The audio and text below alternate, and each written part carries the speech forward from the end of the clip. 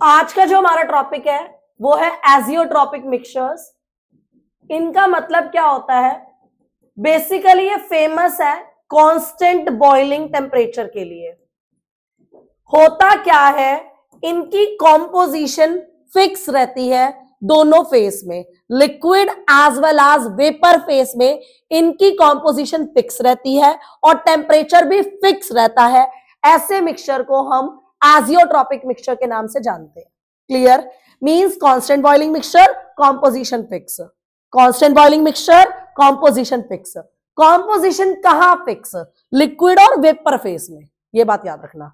Clear? अब azeotropic mixture ना दो प्रकार के होते हैं। एक होता है मिनिमम बॉइलिंग टेम्परेचर वाले और एक होता है बेटा मैक्सिमम बॉइलिंग टेम्परेचर वाले। एक होता है बेटा मिनिमम बॉइलिंग टेम्परेचर वाले और एक होता है बेटा मैक्सिमम बॉइलिंग टेम्परेचर वाले।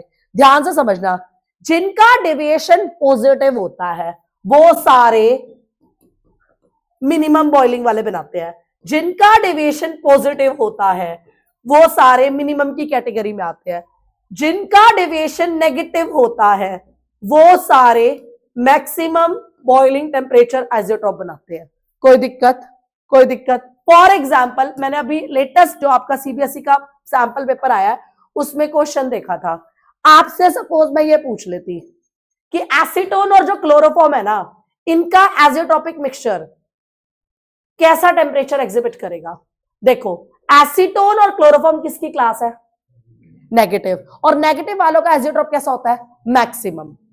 कोई दिक्कत? अभी जो लेटेस्ट सीबीएसई का पेपर लॉन्च था उसमें ना टेम्परेचर दे रखा था एसीटोन का समथिंग 40 के करीब और आपका क्लोरोफॉर्म का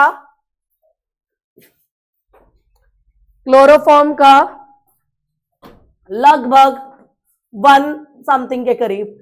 अब जो टेम्परेचर आपको बताना था ना, इसका इन दोनों से आपको बताना था, क्योंकि आपका क्या आएगा नेगेटिव वाले के केस में? मैक्सिमम। नेगेटिव वाले के केस में मैक्सिमम। अब भी लेटेस्ट जो सीबीएसई का सैंपल पेपर आया था उसमें ये क्वेश्चन था, ए का टेम्परेचर दे रखा है, बी का टेम्परेचर दे रखा है, तेरे से ये पूछा था जब ये बॉईल करेंगे तो किस पे करेंगे, तो तेरे को ये पता होना चाहिए ये दोनों क्या है? नेगेटिव, और नेगेटिव वाला अप जाता है, तो इससे इन दोनों के टेम्परेचर से ऊपर जाना है। और अगर यही काम मैं इसके साथ कर देती, इसका टेम्परेचर दे देती, इसका टेम्परेचर दे देती, और मैंने तेरे से पूछती कि इसका टेम्परेचर क्या होगा जब ये मिक्स करके जब इनको बॉईल करेंगे, तो ये कौन से वाले हैं? पॉजिटिव। तो इन दोनों से नीचे वाला टेम्परेचर आंसर था। समझ गए बात या नहीं? आपको पहले तो एक बात बताऊं, लिस्ट इसके बाहर नहीं जाएगी, ये कंफर्म्ड है। लिस्ट इसके बाहर नहीं जाएगी, ये बात कंफर्म्ड है। इनको सेट करके जाओ और टेम्परेचर यहीं से आएगा। अगर ये दो लेके चल रहे हो तो इनका कैसा है? नेगेटिव। नेगेटिव वाला कहां करता है? मैक्सिमम। तो इन दोनों के टेम्परेचर से अप लेकर आइयो। ये दोनों कौन से की क्लास है? पॉजिटिव। तो इन दोनों के टेम्परेचर से डाउन लेकर आते हैं आंसर। कोई दिक्कत? ये क्वेश्चन अभी लेटेस्ट सीबीएसई के सैंपल पेपर में था। ओके, मैं बताती हूं अब आपको। जो प्योर इथाइल अल्कोहल है, ठीक है, हम उसको ऑब्टेन नहीं कर पाते। ठीक है, हम क्यों नहीं ऑब्टेन कर पाते? क्योंकि इथेनॉल होता क्या है, जब भी मार्केट में आता है ना, जैसे अगर मान लो मैं कहती हूँ कि वो प्योर नहीं है, एब्सोल्यूट नहीं है, तो होता क्या, उसमें पानी की मिलावट होती है। पानी की क्या होती है? मिलावट। राइट? अगर वो एब्सोल्यूट नहीं है तो इसका मतलब उसके अंदर पानी की मिलावट है। 100% वाले को एब्सोल्यूट कहते हैं, और अगर वो 100% नहीं होता तो उसको रेक्टिफाइड स्पिरिट कहते हैं। क्या कहते हैं? Rectified spirit. रेक्टिफाइड स्पिरिट में अप्रोक्सीमेटली 95.6% इथेनॉल होता है, बाकी का पानी होता है। रेक्टिफाइड स्पिरिट में 95.6% इथेनॉल होता है, बाकी का पानी होता है। राइट? तो वो ये कह रहा है कि हम रेक्टिफाइड स्पिरिट से ना कभी भी प्योर इथेनॉल निकाल नहीं पा रहे। क्यों? मैं बताती हूँ। जब आप डिस्टिल करते हो तो आपको पता है liquid will convert into vapour. Liquid will convert into vapour. जब आप डिस्टिलेशन करते हो तो लिक्विड किस में बदलता है? वेपर में। लेकिन उससे पहले इथेनॉल और पानी ना एजियोट्रॉपिक मिक्सचर बन जाता है। क्या बन जाता है? Azeotropic mixture. और एजियोट्रॉपिक मिक्सचर में लिक्विड और वेपर में दोनों की कॉम्पोजिशन क्या रहती है? सेम। डिस्टिल हो जाएगा। ये रीजन है। आप एजियोट्रॉपिक की ना मीनिंग जानो। मैं लिटरली बता रही हूं, अभी तक भी काफी टीचर्स ऐसे हैं जिनको खुद ही ना एजियोट्रॉपिक मिक्सचर का मीनिंग क्लियर नहीं है। मैं आपको बताती हूँ, एजियोट्रॉपिक मिक्सचर कुछ नहीं होते। ये वो मिक्सचर्स होते हैं जिनका बॉइलिंग टेम्परेचर फिक्स होता है, कांस्टेंट होता है, और ये बॉइल करते हैं जब हम इनको बॉईल करते हैं तो इनकी कॉम्पोजिशन सेम रहती है liquid as well as vapour phase में। अब मैंने ये बोला कि अगर इसने पानी के साथ एजियोट्रॉपिक बना चुका होगा तो इसकी लिक्विड फेज और वेपर फेज में कॉम्पोजिशन क्या रहेगी, सेम, क्योंकि ये एजियोट्रॉपिक मिक्सचर है और टेम्परेचर भी क्या है, फिक्स हो रखा है, तो क्या ये डिस्टिल हो पाएगा? इसलिए इसको अलग नहीं कर पाते क्योंकि एजियोट्रॉपिक मिक्सचर बना देता है। कोई दिक्कत? कोई दिक्कत? बोलो, दोबारा बोलूं या क्लियर है? ड्यू टू एजियोट्रॉपिक मिक्सचर हम इसको सेपरेट आउट नहीं कर पा रहे, ठीक है? अब क्लियर?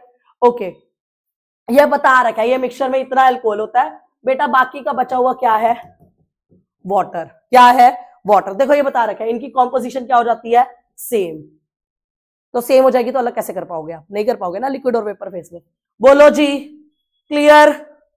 ठीक है, अब ये क्वेश्चन है आपका, ध्यान से समझना। जो लोग कल नहीं आए थे, कल वाली क्लास जिनकी मिस हुई थी, पहली बात एक बार को तो आप वो देख लेना, इसका पार्ट 2, ठीक है? बट स्टिल मैं एक बार कवर अप करने की कोशिश करूंगी कि मैंने ये पढ़ाया था बेटा, एक राउल्ट्स लॉ था, ध्यान से समझना, अगर समझ गए ना तो तुम कर लोगे। राउल्ट्स लॉ था, तो इसका वेपर प्रेशर इक्वल होता है, आपने ith कंपोनेंट को देखना है, इसके प्योर के multiplied by its mole fraction. ये राउल्ट्स लॉ ने बताया था, vapour pressure of that component is equal to pure multiplied by mole fraction. कोई दिक्कत? बोलो कोई दिक्कत? अब यहां पर देखो, अब बात किसकी करना चाहते हो, पढ़ो। अब बात किसकी करना चाहते हो, पढ़ो। Ethyl alcohol, okay. At is 40 mm vapour pressure ethyl alcohol का, इज इट प्योर और समथिंग एल्स?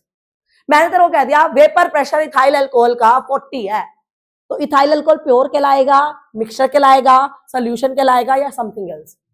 प्योर, क्योंकि मैंने तेरे को नाम बता दिया। मैंने बोला pure ethyl alcohol, vapour pressure ethyl alcohol का इतना, तो इथाइल अल्कोहल अकेला हुआ ना, जो चीज अकेली होती है वो क्या होती है, प्योर होती है। तो इसका मतलब ये क्या दे रखा है तेरे को, P0।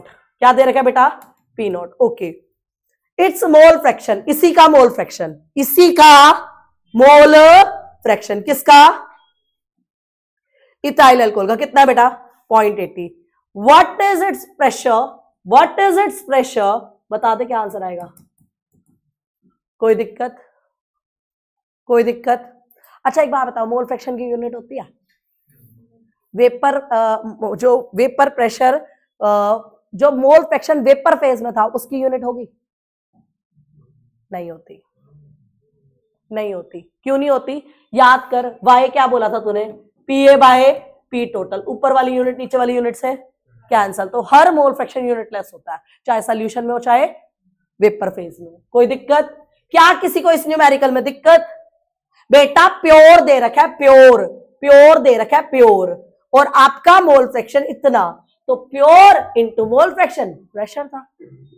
कोई दिक्कत? क्लियर सबको? पक्का? पीछे? क्लियर? देखते रहो, प्योर दे रखा है, मोल फ्रैक्शन दे रखा है, जस्ट मल्टीप्लाई कर, वेपर प्रेशर आ जाता है सोल्यूशन का। कोई दिक्कत? कोई दिक्कत? आगे चलो। An aqueous solution of glucose is made by dissolving 10 gram of glucose in 90 gram of water at 303 Kelvin. If the vapor pressure of pure water at 303 Kelvin be 2.8 mmHg, what would be the vapor pressure of solution? सुनो, सबसे पहले आप क्या करो, अगर आपने with respect to water निकालना है, क्योंकि पानी का ही दे रखा है ना, किसका दे रखा है, पानी का, तो आप पहले क्या करो, मोल फ्रैक्शन निकाल लो। मोल फ्रैक्शन कैसे निकलेगा,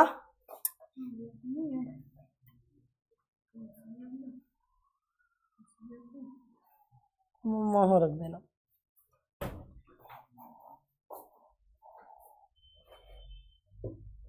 आप सबसे पहले मुझे ये कैलकुलेशंस प्लीज करके दिखाओ। एन ग्लूकोज निकाल दो, given mass over molecular mass which will be 10/180, 1/18, और एक बार एन वाटर निकाल दो 90/18, इट विल बी 5। अब मुझे मोल फ्रैक्शन एक बार ग्लूकोज का निकाल दो जो कि 1/18 प्लस 5 आएगा। एक बार मोल फ्रैक्शन वाटर का निकाल दो जो 5/5 प्लस 1/18 आएगा, जिसमें मुझे P0 पानी का 32.8 mmHg दे रखा है। प्लीज, वैसे मेरे को इस ग्लूकोज की जरूरत ही नहीं है, पानी का दे रखा है तो मैं पानी से चलूंगी। मेरे को डाटा किसका दे रखा है, पानी का, तो मैं बात किसकी करूंगी, पानी की। बस मुझे इसी का ही बता दो, पूरा बता दो। 90/91। तो मेरा पी सोल्यूशन क्या हो जाएगा इस विद रिस्पेक्ट में, मतलब पी वाटर का क्या हो जाएगा, पी नॉट इंटू में एक्स वाटर। पी नॉट कितना है 32.8 और वाटर का कितना आ रहा है 90/90। कोई दिक्कत, कोई दिक्कत, क्लियर है जी। हमने नंबर ऑफ मोल्स कैसे निकाले बेटा, गिवन मास अपॉन में मोलिक्यूलर, इस ये हो गया गिवन मास अपॉन में मोलिक्यूलर, ये हो गया एक्स वाटर, इसके मोल्स अपॉन में टोटल, ये हो गया, पुट कर दिया। कोई दिक्कत, कोई दिक्कत, पक्का क्लियर, पक्का क्लियर।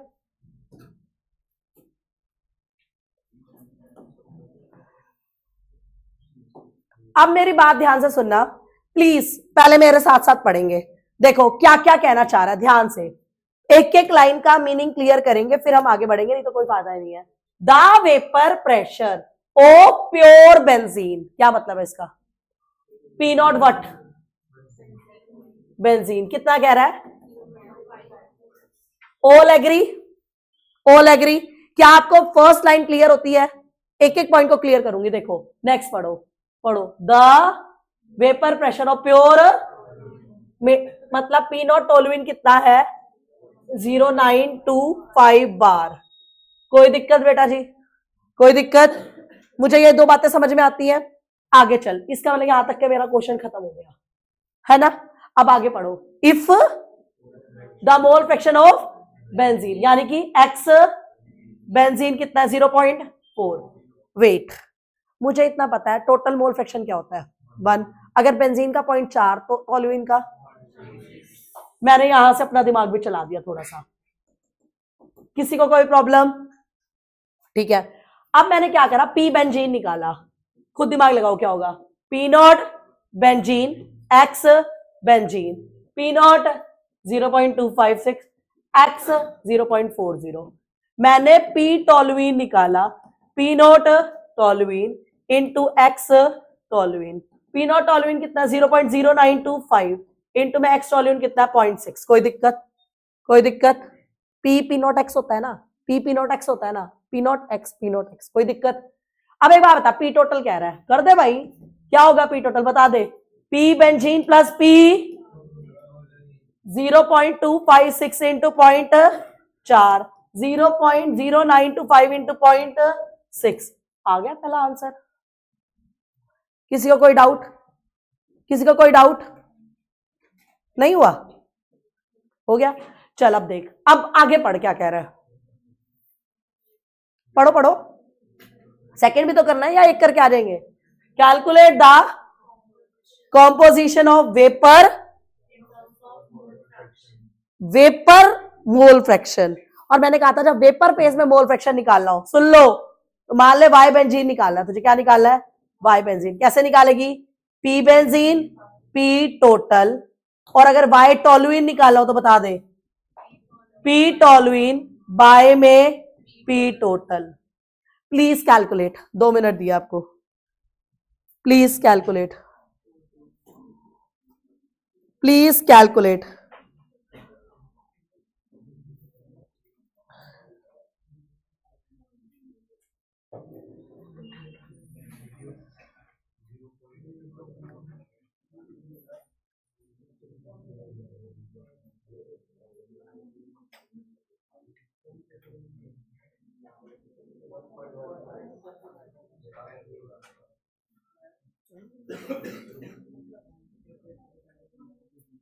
हो गया,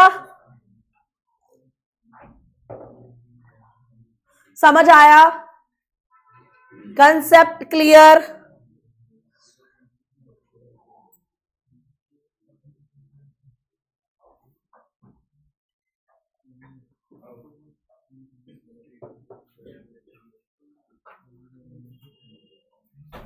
हो गया,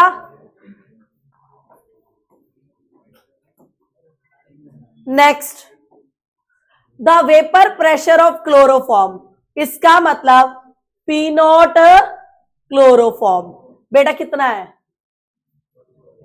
200। वेपर प्रेशर ऑफ डाइक्लोरोमीथेन क्या डाइक्लोरोमीथेन कितना है 415, यही है। अब मैं आपको कुछ कैलकुलेशन करने को कह रही हूं, आप लोग मुझे करके दिखाओगे। सबसे पहले मुझे मोलिकुलर मास चाहिए CH का, कार्बन का 12, H का 1, Cl का 35.5 इंटू में 3। Please solve. मुझे चाहिए मोलिकुलर मास CH2Cl2 का, कार्बन का बेटा 12, H का बेटा 1, Cl का 35.5 इंटू में 2। ओके, अब मुझे मोल्स निकालने हैं क्लोरोफॉर्म के। देखो, इसका मास अपॉन में ऊपर वाला मोलिकुलर, मुझे मोल्स निकालने हैं CH2Cl2 के।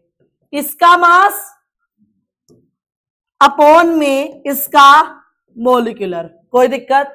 अब मुझे यहां तक की कैलकुलेशन करके दिखाओ, फिर मुझे पता है X chloroform, it will be number of moles of chloroform upon में number of moles of chloroform plus NCH2Cl2। Okay, मुझे चाहिए XCH2Cl2, number of moles of CH2Cl2 divided by number of moles of CH2Cl2 plus में number of moles of CH3। ये data सारा इसमें put करके मुझे यहां तक का आंसर बताइए फास्ट।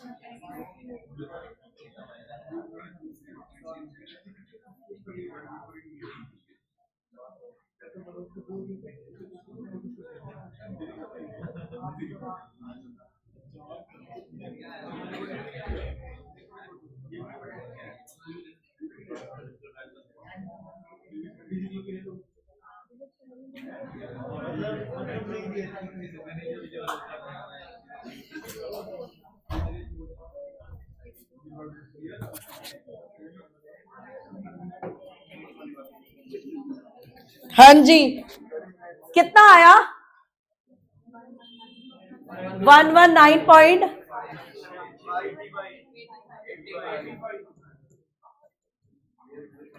ये भी बता दो 0.47, ये भी बता दो।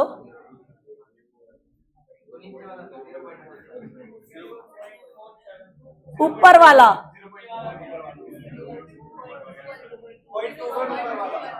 ये 0.21।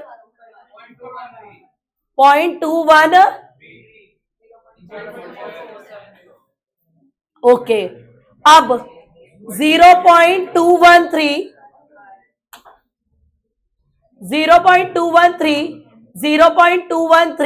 प्लस में 0.47 0.213 प्लस में 0.47 कितना आ रहा है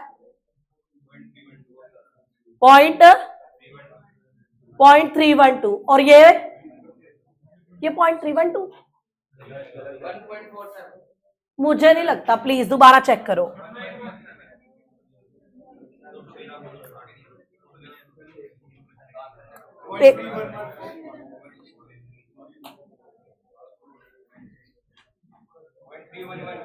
पॉइंट 3 और ये 0.689। ठीक है, क्लियर। मॉलिक्यूलर मास निकाला, मोल्स निकाले, मोल फ्रैक्शन निकाला। यहां तक किसी को कोई डाउट?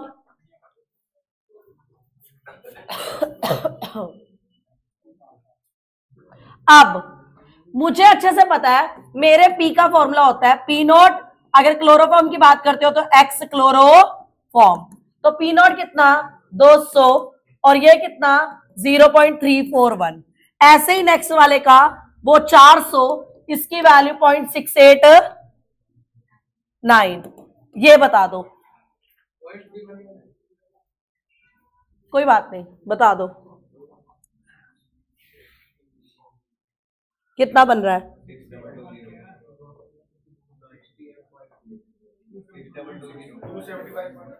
ये कितना है 275.6 6, ये बता दो 68 पॉइंट। पी टोटल बता दो। ये क्वेश्चन सेम जेई में आया हुआ है, ये बहुत फेमस क्वेश्चन है। 340, ठीक है, डन डन। बोलो कोई दिक्कत? डन, आगे चलू? क्लियर? ओके, अब दोबारा से इस क्वेश्चन को प्रॉपरली पढ़ते हैं कि क्या कहना चाह रहा है। मेरे पास कोई दो लिक्विड है, let's say x and Y, मुझे समझ में आ गया कि कुछ दो है, एक्स और वाई, मैंने लिख दिया, ठीक है। The vapour pressure of solution, भैया सोल्यूशन की बात कर रहा है, सोल्यूशन वो 550 है, जब 3 मोल ये थे, 1 मोल ये था। कोई दिक्कत? सोल्यूशन 560 है, जब 4 मोल ये थे मगर 1 मोल ये था। कोई दिक्कत? देखो मेरी बात सुनो, पी टोटल होता क्या है, मैं तो कंसेप्ट पे गई, P X plus P Y. P total P naught X X X, P naught Y X Y. क्या हर बच्चा इस बात को समझ पा रहा है? पी टोटल पी का सम होता है एक्स और वाई, एक्स और वाई। सुनो, पी नोट एक्स मुझको नहीं पता, पी टोटल 550 कह रहा है, ये सोल्यूशन मतलब टोटल। अब सुनो, पी नोट एक्स इसके मोल्स अपन में टोटल, पी नोट वाई इसके मोल्स अपन में टोटल। कोई दिक्कत? अब देखो 550 इंटू में 4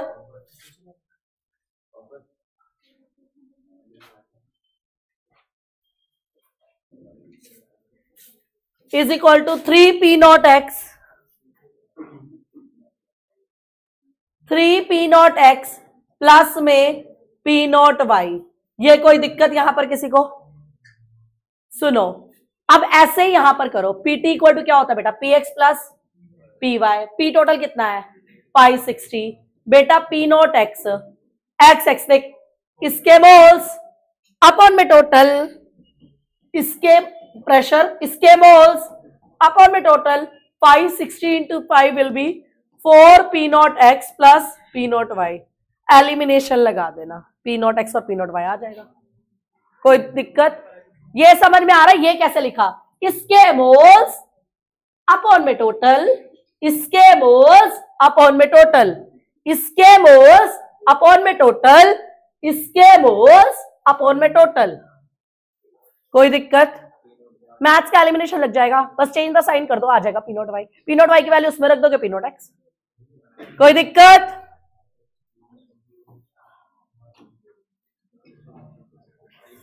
ओके, ये जो लोग मेरे को कह रहे हैं ना कि वाइवा के लिए कैसे प्रिपेयर करें, अगर आपने सोल्यूशन एज अ वाइवा ले लिया कि आपने वहां पर ये बोल दिया कि हम लोग सोल्यूशन यूनिट बोलेंगे वाइवा के लिए, तो सबसे पहला क्वेश्चन एक टीचर के माइंड में ये आता है कि हम लोग प्रेशर कुकर में क्यों खाना बनाते हैं, कि हम लोग खाना प्रेशर कुकर में क्यों बनाते हैं। देखो, प्रेशर कुकर से प्रेशर अप्लाइड जो होता है लिक्विड के लिए वो ज्यादा होता है, जो भी प्रेशर हम अप्लाई करते हैं लिक्विड के लिए वो क्या हो जाता है, ज्यादा। ठीक है, तो वो लिक्विड बॉईल करता है हाई टेम्परेचर, क्योंकि डेल्टा पी डायरेक्टली होता है डेल्टा टी के, डेल्टा पी डायरेक्टली होता है डेल्टा टी के। तो आपने, मैं आपको बता दूं, ये हमने कहां पढ़ा था, आपने ये वाला पार्ट नहीं पढ़ रखा, क्योंकि ये था आपके स्टेट्स ऑफ मैटर में 11th क्लास, जो कि आउट ऑफ सिलेबस हो गया था। आपका जो यूनिट था ना, आपने पहला चैप्टर क्या पढ़ा था, सम बेसिक, दूसरा क्या पढ़ा था, स्ट्रक्चर ऑफ एटम, तीसरा क्या पढ़ा था, पीरियोडिक, चौथा क्या पढ़ा था, केमिकल बॉन्डिंग, पांचवा हमारे सिलेबस का थर्मो नहीं था, तुमने थर्मो पढ़ा था, लेकिन पांचवा हमारा स्टेट्स ऑफ मैटर होता है। वहां पर वो ये कहता है कि जो प्रेशर होता है वो डायरेक्टली टू टी होता है, जो प्रेशर होता है वो डायरेक्टली टू क्या होता है, टी। तो प्रेशर कुकर में प्रेशर लगेगा, प्रेशर लगेगा तो टेम्परेचर लिक्विड का ज्यादा हो जाएगा, अगर टेम्परेचर ज्यादा हो जाएगा तो खाना जल्दी बन जाएगा। और ऐसा ही क्वेश्चन एक वो उठा लेते हैं, पहाड़ी इलाकों में खाना मैंडेटरी क्यों है, कि भाई उसमें ही बनाना है। कुकर में, क्योंकि जब हम ऊपर जाते हैं हाइट पे तो प्रेशर क्या हो जाता है, कम। प्रेशर कम हो जाएगा तो वहां का बॉइलिंग टेम्परेचर क्या होगा, कम। तो अगर तुमने नॉर्मली खाना बनाया ना, कच्चा बनेगा। तो इसलिए प्रेशर कुकर में प्रेशर अप्लाइड होने की वजह से प्रेशर बढ़ जाएगा, प्रेशर बढ़ जाएगा तो लिक्विड का भी टेम्परेचर बढ़ जाएगा, तो खाना पक जाएगा। कोई दिक्कत, कोई दिक्कत, क्लियर। तो जो लोग वाइवा के लिए बोलेंगे ना, वो ये उठेगा। अगर आपके उसमें मान लो इस चैप्टर से रिलेटेड उन्होंने हॉट्स क्वेश्चन डालने हुए ना, तो भी ऐसे ही डालते हैं एक एक नंबर के, गिव रीजन। ओके, दो लिक्विड है, एक लिक्विड ए है जो बॉईल करता है 145 पे, एक लिक्विड बी है जो बॉईल करता है 190 पर। Which of them has higher vapour pressure at 80 degree?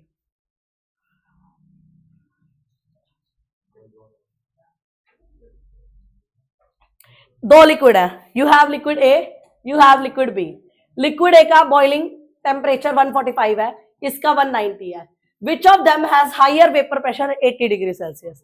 एक बात बताऊं, 80 का कोई रोल नहीं है यहाँ पे, वो तो आपसे ये पूछा जा रहा है जिसका, ये देखो मेरी बात सुनो, जिसका टेम्परेचर कम उसके वेपर्स ज्यादा, जिसका टेम्परेचर कम उसके वेपर्स ज्यादा, जिसका बॉइलिंग टेम्परेचर कम होता है उसके वेपर बनने की टेंडेंसी ज्यादा होती है, जिसका बॉइलिंग टेम्परेचर ज्यादा होता है उसके वेपर बनने की टेंडेंसी कम होती है। तो इसका टेम्परेचर ज्यादा तो वेपर बनने की टेंडेंसी लेस, और इसकी वेपर बनने की टेंडेंसी मोर, तो एक के ज्यादा होंगे। कोई दिक्कत, कोई दिक्कत। ये भी क्वेश्चन आपका एज अ हॉट्स करके वो डाल सकता है। तो जो मुझे लग रहा था ना, मैंने अपनी तरफ से पुलटू कर दिया। कोई दिक्कत? ओके, ध्यान से पढ़िएगा प्लीज। पहली लाइन पढ़ के मुझे बताइए ये क्या है? The vapour pressure of pure water is this. What is this? P not. P not कितना है? 17.5 mmHg, ये यूनिट होती है। कोई दिक्कत? इसके बाद देखिएगा लोवरिंग ऑफ वेपर प्रेशर। बेटा लोवरिंग ऑफ वेपर प्रेशर का मतलब होता है, कल ही डिस्कस किया था, P naught minus P S. इसका मतलब तेरे को P naught minus P S दे रहा है 0.061।